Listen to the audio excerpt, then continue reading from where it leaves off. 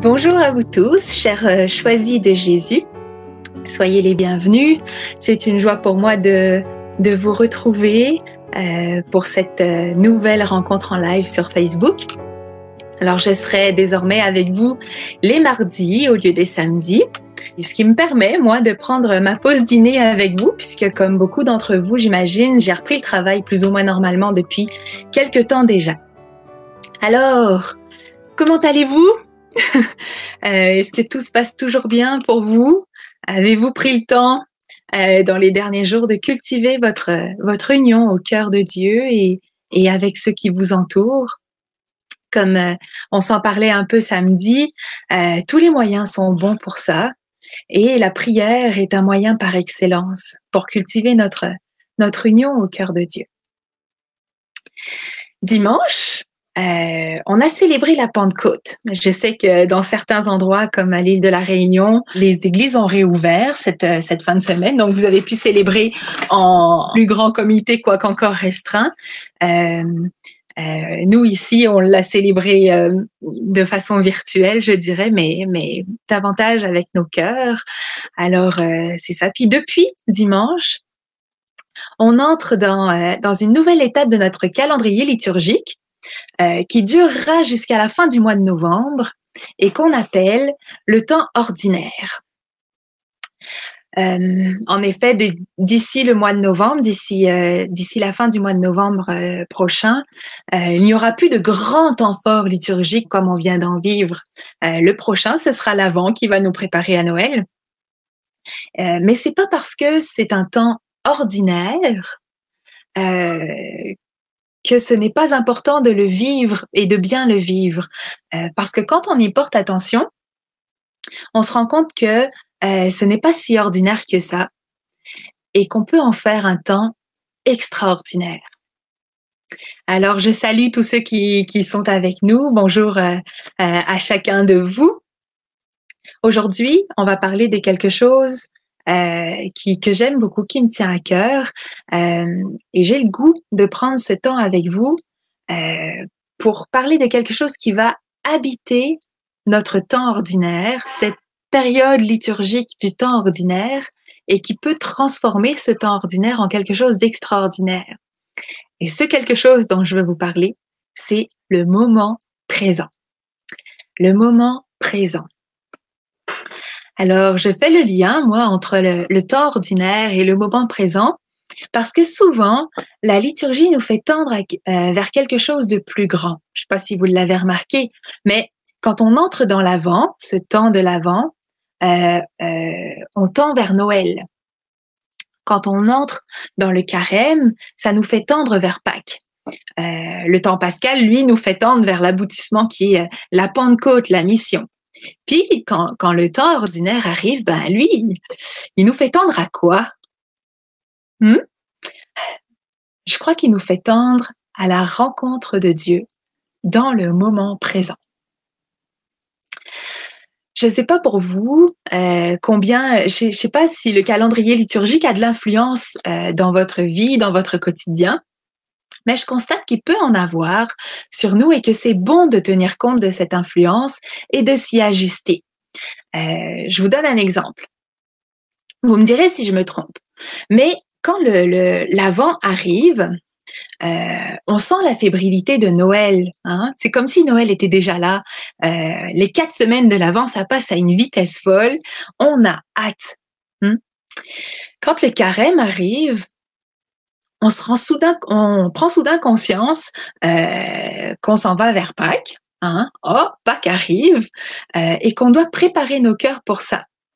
Et on attend cette plus grande fête de notre foi. Pâques, c'est la plus grande fête chrétienne. On l'attend avec beaucoup de joie. Et pendant le Carême, on essaie de faire des efforts pour devenir meilleur, pour se rapprocher de Dieu, pour la prière, etc. Et puis, quand vient le temps ordinaire, qui s'installe pour quelques mois, plusieurs mois, ben, ça peut arriver qu'on ait envie de se relâcher un petit peu. On a été dans le feu de l'action de notre vie spirituelle, on a vécu la mort et la résurrection de Jésus avec lui. Puis ça a été intense pendant plusieurs semaines. Et là, le temps ordinaire arrive et on a envie de se reposer. Rassurez-vous, si ça vous arrive, comme ça m'arrive, c'est pas grave. Puis le bon Dieu, il nous aime quand même. Mais si on est attentif à ce qu'on vit, quand notre tendance est au relâchement, comme peut-être dans ces jours-ci, il y a toujours quelque chose qui vient nous rappeler l'extraordinaire à entrevoir dans le temps ordinaire. Et ça nous redresse, ça nous relance pour quelques jours, pour quelques semaines, pour quelques mois, souhaitons-le. Ça nous relance dans notre relation à Dieu qui, elle, est toujours nouvelle. Puis cette année, personnellement, cet extraordinaire à entrevoir, il me semble que pour moi, c'est l'interpellation à trouver Dieu dans le moment présent. On a vécu un début d'année liturgique, un début d'année tout court, vraiment particulier cette année. Il n'y a rien qui a été comme d'habitude. On n'a peut-être pas eu la chance de sentir la fébrilité qu'on sent d'habitude à l'approche de Pâques ou de la Pentecôte. C'est plus difficile, il y a la distance, la solitude qui nous pèse peut-être un peu plus. On sait pas trop comment célébrer tout seul, on n'a pas appris à célébrer tout seul. On a moins le cœur à la fête peut-être aussi. Mais le Christ, il est quand même ressuscité. L'Esprit Saint, il nous est quand même donné. Alors dans ce temps ordinaire qui commence, Dieu demeure présent. Et il nous invite à le trouver, à le rejoindre dans le moment présent. C'est l'intuition que j'ai, moi. J'espère que vous me suivez dans ce que je vous partage. C'est l'intention que j'ai, puis elle a jailli, cette intuition-là, d'une lecture d'un message du volume 1 pour le bonheur d'aimer à mes choisis. Puis je vous partage ce message. Écoutons attentivement. Laissons-nous interpellés, dérangés peut-être aussi par ce qui est dit, ou laissons-nous réconforter. Donc voilà, c'est le numéro 219 du volume 1. Quelques extraits. Mon tout petit, toi que j'ai choisi, laisse-toi de plus en plus guider, conduire et inspirer par moi ton Dieu. C'est la grâce que tu as de te laisser conduire lorsque tu écris. Cette grâce va te permettre de traverser ce grand passage qui te mène de l'autre côté de la rive. Heureux es-tu, heureux et heureuse êtes-vous d'être sur ce traversier pour bénéficier pleinement des nombreuses grâces qui sont déversées sur vous en ce moment. Vous devez apprendre à vivre pleinement le moment présent, voire à faire abstraction totale du passé, bon ou mauvais. Car ayant été donné à la miséricorde du Père, il n'a plus d'importance. Une seule chose est réellement importante, c'est le moment présent. C'est l'amour qui est déversé dans ton cœur et l'intimité qu'on a ensemble, toi en moi et moi en toi. De plus, sachant et ayant expérimenté que ce qui est important, essentiel, c'est ce que tu vis à l'intérieur et non ce qui se passe à l'extérieur, sachant que tu deviens l'amour, tu ne peux plus t'inquiéter, ni te préoccuper de rien. Ta véritable sécurité, elle est là, pas ailleurs. Heureux es-tu, heureux et heureuse êtes-vous de l'avoir découvert, d'y croire et de vous y attacher et de le vivre pleinement. Ensemble, goûtons et bénéficions pleinement de l'amour et des grâces du moment présent. Reçois mon amour. Accepte que je t'aime. Laisse-toi aimer. C'est ainsi que tu deviens l'amour. Tendrement, je t'aime. Je vous pose la question. Ce qui est écrit dans ce message, trouvez-vous ça ordinaire? Moi, je crois qu'il n'y a rien d'ordinaire dans ce message. Il n'y a rien d'ordinaire dans le moment présent.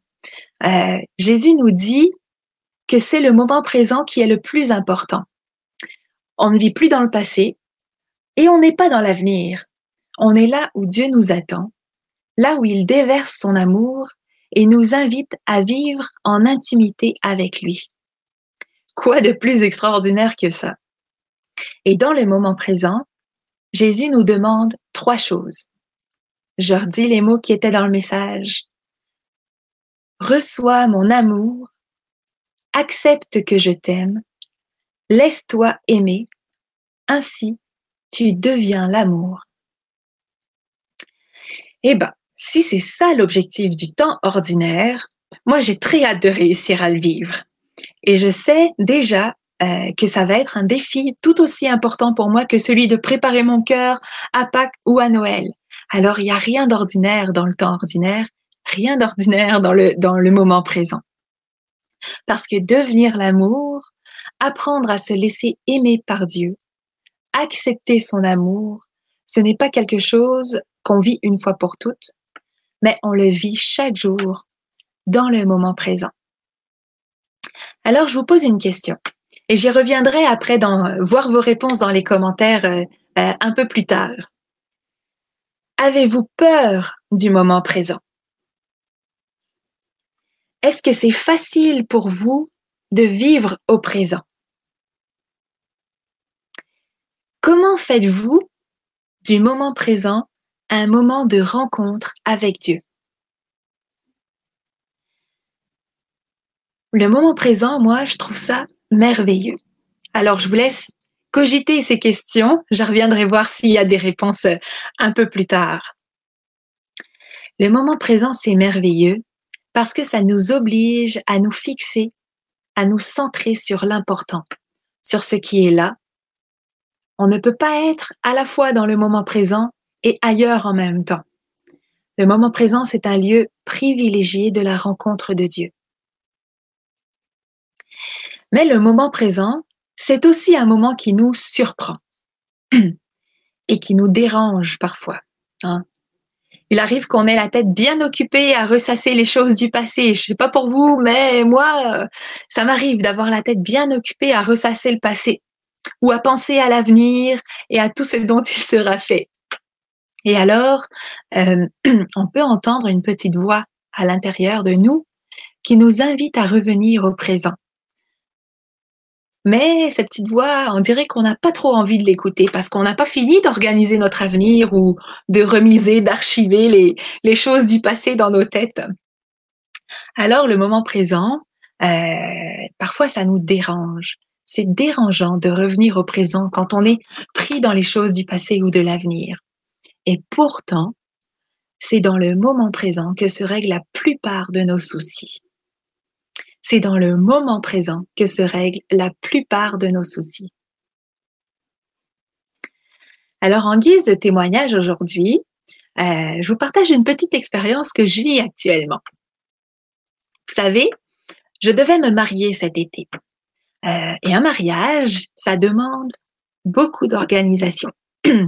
Pendant les mois qui précèdent, on y pense tout le temps. Et c'est difficile dans ce temps-là de vivre au moment présent. Quand, avec mon fiancé, on a pris la décision de reporter notre mariage à cause de la situation sanitaire qu'on connaît tous, hein, ça a pas été facile, mais j'ai appris quelque chose dans cette épreuve. J'étais accaparée par les préparatifs du mariage et j'en oubliais de prendre le temps de laisser Dieu faire sa part dans mes préparatifs. Je ne voyais que les choses à faire et j'oubliais de me laisser aimer par lui. J'étais plus dans le moment présent. J'étais dans l'avenir, j'étais plus dans le moment présent.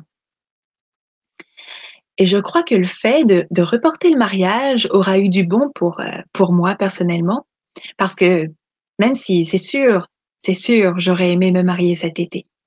Mais le reste des préparatifs, ça me donne l'occasion de le vivre différemment, dans le moment présent. Je peux me reprendre là, en m'assurant d'être connectée à mon cœur, connectée à l'amour de Dieu. Et vous savez quoi? J'ai l'impression que mon mariage, notre mariage, n'en sera que plus beau et plus solide. Ça me fait penser aussi à l'histoire de Marthe et Marie dans l'Évangile, que vous connaissez certainement, hein? Deux sœurs qui accueillent Jésus chez elles. Alors Marthe qui est accaparée par les choses à faire, mais Jésus est là, dans le moment présent. Et l'attitude de Marie, sa sœur, qui réussit, elle, à profiter du moment présent et à prendre du temps avec Jésus pour l'écouter, ça fait réaliser à Marthe qu'il y a quelque chose qui ne va pas dans sa façon d'agir. Elle se plaint que Marie ne l'aide pas, mais c'est parce qu'elle réalise qu'il y a quelque chose qui ne va pas dans sa façon d'agir. Parce qu'elle doit, elle aussi, entrer dans le moment présent. Parce que Jésus est là, dans le moment présent, dans leur moment présent. Je ne suis pas en train de dire qu'il faut mettre de côté tout ce qu'on a à faire pour ne vivre que dans le silence et l'écoute de la parole de Dieu. C'est pas une vie réaliste, mais je crois que tout est dans l'attitude. Dans ce qu'on a à faire, soyons-y pleinement, allons-y pleinement, mais pas seuls. En faisant ce qu'on a à faire, ayons conscience que l'amour de Dieu nous accompagne, qu'il nous comble de sa grâce. Et dans tout ça, nous devenons l'amour. Alors cette phrase qui est si chère au choisi de Jésus, hein, qui nous est si chère, parce que l'amour vous aime, vous devenez l'amour, elle est à quel temps? Elle est au présent. Ce n'est pas dit parce que l'amour vous a aimé, vous êtes devenu l'amour, puis c'est fait, voilà, on n'en parle plus, c'est du passé. C'est pas écrit non plus au futur. Parce que l'amour vous aime, vous deviendrez l'amour. Comme si on pouvait espérer quelque chose, mais que ce n'était pas pour tout de suite. Non. C'est dans le moment présent. Ça se passe maintenant. C'est effectif maintenant. Parce que l'amour vous aime, vous devenez l'amour. Parce que l'amour nous aime, nous devenons l'amour. Alors, y a-t-il des commentaires ou des questions parmi vos réactions? Nancy, je te laisse m'en afficher quelques-uns s'il y en a. Alors, je te remercie, Seigneur, pour la force de te donner encore et encore ces blessures du passé et peur de l'avenir. Amen. Alléluia. J'embarque dans ta prière. Oui, merci, Seigneur. Le passé est à la miséricorde. L'avenir ne nous appartient pas. Un autre, peut-être? Dieu de miséricorde, je dépose toutes mes pensées destructives et négatives en te demandant de changer mon cœur. Jésus, je t'aime. Alors, on est déjà entré dans la prière, hein. Ce sont des prières qui sont très justes, très belles. Merci. Est-ce qu'il y en a d'autres? Alors, Patricia de Ravel nous dit, Seigneur, donne-nous cette grâce de vivre au moment présent. Aide-nous à être en perpétuelle louange avec toi, afin de vivre au présent.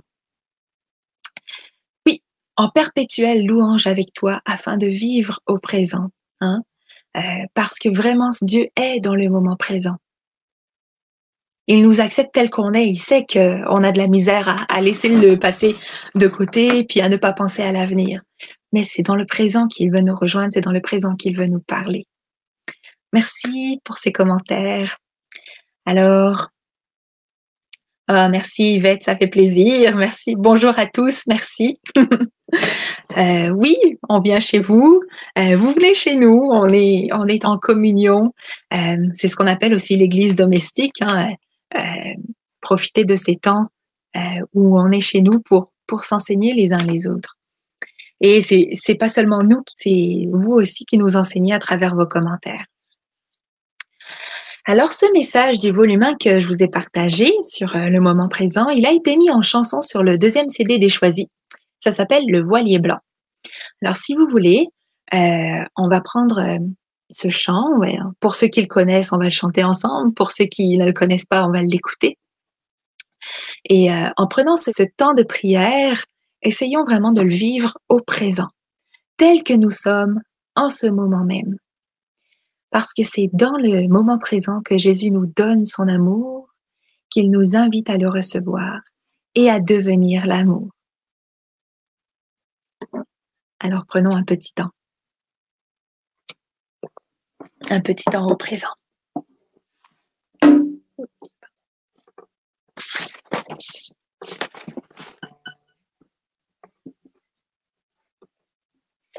Alors la première partie des couplets, c'est Jésus qui nous parle et à la fin, on lui répond.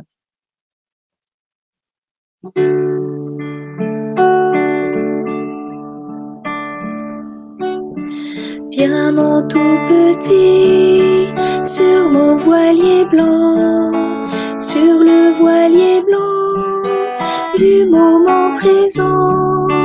Laisse-toi guider, je t'amènerai aux rives d'amour et d'enchantement. Seigneur, guide-moi et amène-moi aux rives d'amour et d'enchantement. Le passé n'est plus important. Au pardon de Dieu, il est maintenant. Seul est important le moment présent. Ton amour en toi, ton amour en moi. Seul est important le moment présent. Ton amour en moi, mon amour en toi. On vient t'abreuver au moment présent, ô grâce coulant sur toi maintenant. Ton cœur grandira d'instant en instant, et il deviendra l'amour pleinement. Mon cœur grandira d'instant en instant, et il deviendra l'amour pleinement. Ton Père des cieux veille sur tes jours. Pourquoi t'inquiéter toujours et toujours? Ta sécurité est à l'intérieur, où tu es comblé par un Dieu d'amour. Ma sécurité est à l'intérieur, où je suis comblé par un Dieu d'amour. Ensemble goûtons le moment présent, cueillons ces trésors, vivons pleinement. Laisse-toi aimer, reçois mon amour, et dans ce courant, tu deviens l'amour. Je me laisse aimer, j'accueille l'amour, et dans ce courant, je deviens l'amour.